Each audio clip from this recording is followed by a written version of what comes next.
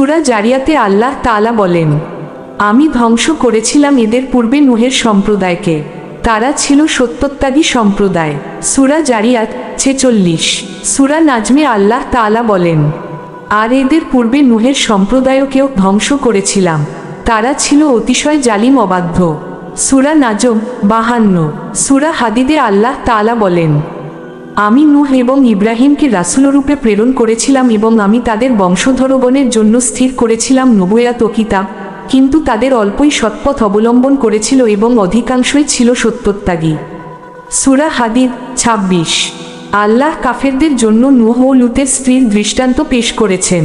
তারা ছিল আমার বান্দাদের মধ্যে দুই সৎকর্মপরায়ণ বান্দার অধীন, কিন্তু তারা তাদের প্রতি বিশ্বাসঘাতকতা করেছিল।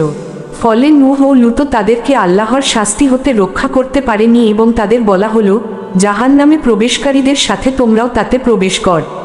সূরা তাহরিম 10।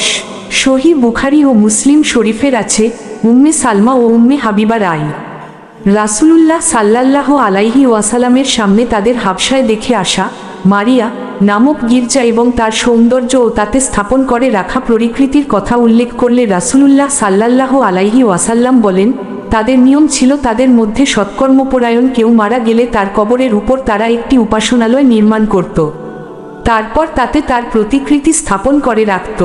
আল্লাহর কাছে তারা ছিল সৃষ্টির সবচেয়ে নিকৃষ্ট জাতি।